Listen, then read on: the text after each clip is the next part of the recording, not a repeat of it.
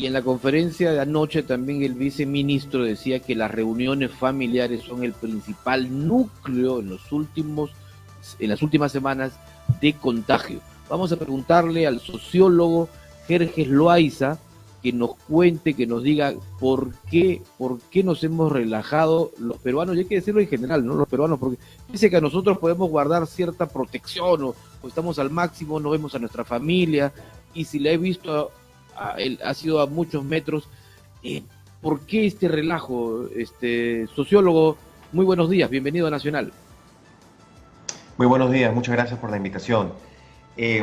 Hay una especie de sentimiento que se va construyendo poco a poco de una búsqueda de seguridad. O sea, el ser humano, en términos generales, no puede estar a la deriva. Siempre tiene que aferrarse a algo, tiene que esperanzarse en que hay una solución a sus problemas más profundos. Y en este contexto, como bien sabemos, y lo publicitamos bastante, el peruano, la peruana, siempre tiene confianza en el mañana, tiene confianza en que pueda hacer bien las cosas, nunca se deja derrotar, y se cree que el tema del virus es algo que podemos derrotar con una especie de una conciencia positiva. Es decir, si yo salgo positivo, si yo salgo con mucha confianza, no me voy a contagiar, ni voy a contagiar a nadie. Y con una sonrisa en la cara terminamos pues rompiendo todos los protocolos, reuniéndonos en fiestas, saliendo de manera responsable, sacándonos el tapaboca. Es decir, creemos que esto no nos va a tocar a nosotros, creemos que es algo que está en la televisión, creemos que es una ciencia ficción, pero no es algo que necesariamente vaya a intervenir en nuestras vidas y vaya a traernos un drama, una tragedia a nuestros hogares. Es algo que aún no comprendemos aparentemente. Cuando el ser humano comenzó a agruparse en tribus y luego en grandes ciudades, de alguna manera fue para protegerse contra un enemigo común. ¿Por qué no estamos replicando lo mismo ahora si tenemos un enemigo común que es la pandemia? La pandemia replica un enemigo difícil de entender y comprender, debido a que la pandemia nos remite a un virus que es difícil de encontrarlo materialmente. Sabemos cuando un animal nos quiere atacar, sabemos cuando un carro nos quiere embestir, sabemos que debemos hacer algunas cosas, pero el peruano, en términos generales, en el sector informal, debe enfrentarse a muchos problemas y muchos peligros.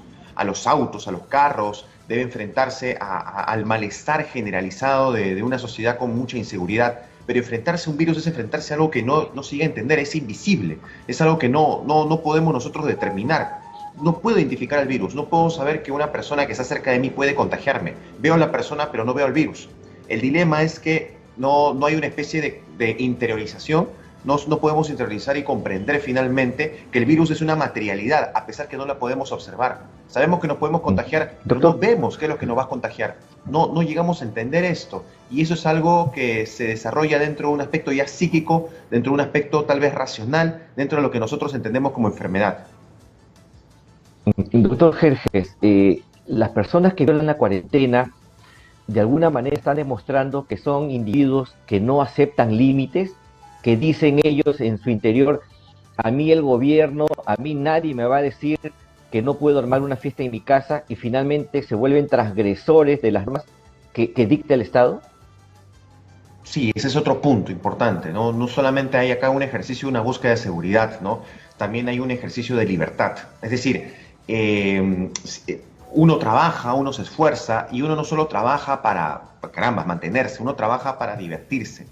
Y siempre las fiestas son espacios gregarios, las reuniones son espacios gregarios que sacan a relucir lo más importante del individuo, el ser humano, que es su capacidad de socialización, de socializar. Si el ser humano no socializa, si el ser humano no puede terminar desarrollando este ímpetu de congregarse con otros como él, pares de repente, se siente muy desgraciado. Si el Estado te pone un límite, entonces tú te sientes muy mal. Tú puedes permitir que este límite te lo ponga una semana, 2 semanas, pero muchos meses, y más aún regresarte a una cuarentena los días domingos, es algo que muchos no podemos nosotros terminar por aceptar, porque está en juego nuestra libertad. Como repito, no hemos entendido aún que el tema del COVID es algo que evidentemente, como se dijo en la entrevista anterior, puede terminar afectándonos, o peor aún, afectando a nuestros seres queridos, que evidentemente va a llenar de luto nuestro hogar. Aún no lo hemos entendido aparentemente. Pero, a ver, si yo, digamos, soy el peruano, como usted nos dice, ¿no? Prototipo, que no toma esa conciencia, pero veo que al poco tiempo o luego de haber tenido una reunión, y esto lo mostraba justamente ayer, lo veía en Facebook, en una casa en Piura, En una semana se hizo la fiesta. A la semana siguiente, en la puerta de esa casa había una ambulancia. Y a la semana subsiguiente estaba el carro de la funeraria.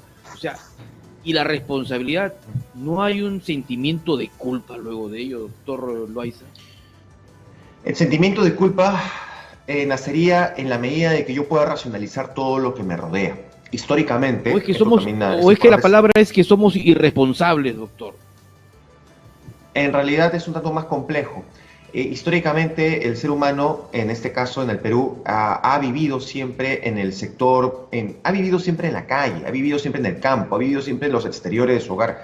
Históricamente el hogar nunca ha sido un espacio grande, amplio, acogedor, ha sido un espacio pequeño, un espacio transicional. Entonces los seres humanos, en el caso peruano, hemos tenido esa necesidad de siempre estar en las afueras de nuestro hogar.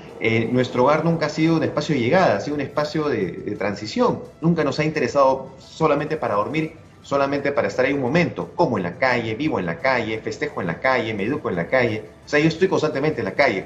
Que de un momento a otro deba vivir en esta cuarentena, en realidad no me vuelve algo necesariamente irresponsable. Pero hay que entender que nos ha tomado muchos meses darnos cuenta de ello. Cuando estamos poco a poco entendiendo esto, surge otro sentimiento, el sentimiento de triunfo, un triunfalismo de decir, el COVID se acabó, ahora puedo festejar, me he aguantado durante tantos meses, ahora merezco un premio. Sin embargo, como bien se ha dicho en esa imagen, terminamos pues siendo irresponsables, pero algo que es muy complejo y que en realidad tiene una razón histórica. Y por lo que usted nos dice, ahí están las colas, cuando se acuerda, se reabrieron las pollerías, las colas en las puertas de las pollerías, ¿no es cierto? Sí. O sea, ya podía, ¿y qué era lo que más posteaban en Facebook y en Instagram? Comiendo pollo. Sí, la comida, este no es ejemplo, la comida es una celebración, el pollo a la brasa en realidad es un aspecto de celebración básico. Si ustedes, por ejemplo, se da una vuelta por un centro comercial antes de la cuarentena, se da una vuelta, mucha gente está comiendo, come, el comer es una celebración. El comer permite una reunión, a diferencia de otro tipo de espacios sociales, de repente de estratos mucho más altos, donde no necesariamente los centros comerciales son lugares para ir, para pasear, a veces ni siquiera para comprar. O sea, son espacios públicos en donde las personas se reencuentran a sí mismas. Las colas, incluso, aunque a uno no le gusta las colas, terminan siendo un espacio de aglomeración en el que te das cuenta que eres gregario. Los ómnibus, los carros, los conciertos, los estadios, todos son espacios en que todos se llenan un tumulto tremendo, nos enredamos entre todos, nos puede decir, entrecruzamos nuestros sentimientos, porque es parte de nuestra naturaleza. Y hay que decirlo, por más que nos incomode esto, es parte de lo que nosotros históricamente hemos sido. No está bien, en estos meses debimos haberlo ya profundizado, debimos haberlo entendido, pero todavía tenemos problemas para hacerlo porque ese triunfalismo, por desgracia, nos está engañando. Combatimos el miedo con una falsa confianza, y eso es peligroso.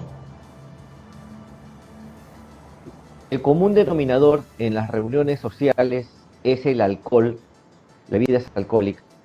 ¿Sería efectiva dictar una ley seca o más bien estaríamos agregando un ingrediente más de tensión en un sector de la población?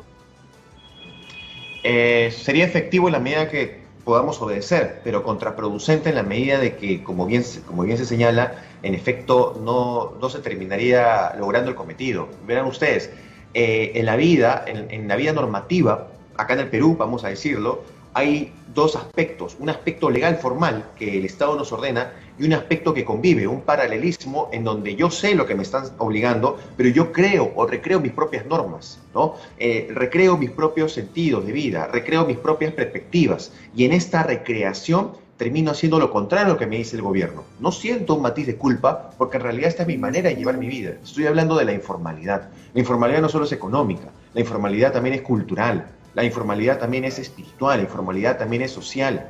Y obviamente que la informalidad se desarrolla como una especie de salida frente a tantos dilemas que muchos terminan enfrentando por una serie de carencias y problemas cotidianos. Digamos que la informalidad la llevamos casi en la sangre, porque Perú es un país informal. Miremos las cifras económicas, laborales, educativas. Estamos llenos de informalidad. La gente no, por ejemplo, el hecho nomás de decir, véndame esto, pero sin factura, estamos ya yendo a la informalidad. Somos informales, pero no por decisión, somos informales por obligación muchas veces. Históricamente hemos sido un país que no ha habido ningún tipo de pensamiento. Vamos a cumplir 200 años, pero la República nunca se fundó con la gran mayoría. Se hizo a un lado el 85% de la población desde sus inicios. Las personas no podíamos votar analfabetos hasta 1885. O sea, puedo dar una lista larga. Somos informales porque el Estado, el gobierno, siempre ha sido un gobierno que ha gobernado para pocos, siempre lo ha sido. A puertas del Bicentenario tenemos que comprender eso. No estoy de alguna manera diciendo que somos personas que merecemos toda la comprensión del mundo y que lo que estamos haciendo pues es algo que tiene una razón de ser. Tenemos que entender por qué es que somos así y tenemos que luchar contra lo que somos. Sin embargo, tenemos que luchar de una manera que pueda entender a la larga cuáles son las bases históricas de esto. Correcto, doctor. Muchísimas Y la gracias al pandemia, sociólogo. doctor Jorge Loaiza, Antes hay una pregunta de al Raúl. respecto. Sí, Sí, solamente Raúl. si la pandemia, doctor, ha sacado a relucir algún aspecto bueno, positivo de la sociedad peruana. Si esta pandemia ha logrado sacar algo bueno de nuestra sociedad. Creo que varias cosas, ¿no? Muchos dicen la solidaridad, sin embargo, solidaridad lo vemos en todas partes del mundo, pero esta solidaridad choca tremendamente contra los principios de egoísmo económico que muchas veces suceden, en donde podemos vender a mayor valor o podemos atender con un precio demasiado alto por la vida de las personas. Así que yo no diría que eso necesariamente es algo que podamos subrayar. Sin embargo, sí creo que es importante darnos cuenta de las enormes contradicciones que estamos viviendo y aprender una lección de esto. La gran cantidad de feminicidios por la cuarentena, la imposibilidad de entender que podemos vivir finalmente debido a esta informalidad que existe, la necesidad de poder entendernos como un gran grupo humano y no crear diferencias entre unos y otros, poder entender que hay polaridades entre personas que están cada vez más obesas y personas que cada vez están más desnutridas. O sea, darnos cuenta que este es el país de las desigualdades y darnos cuenta que eso debe parar de una vez, darnos cuenta que necesitamos servicios educativos, personas que no tienen ni señal de radio para poder servir, niños que no pueden escuchar sus clases. No hay salud para todos, no hay trabajo para todos, somos informales, pasa esto y más de 3 millones de personas pierden su trabajo. O sea, tenemos ya que reaccionar. Si reaccionamos, esto va a ser muy importante de cara a lo que tenemos que vivir en los próximos años, que quién sabe, puede ser tan difícil como lo que estamos viviendo ahora. Perfecto, muy amable, doctor Jerjes Loaiza, por este contacto con Nacional. Muy buenos días.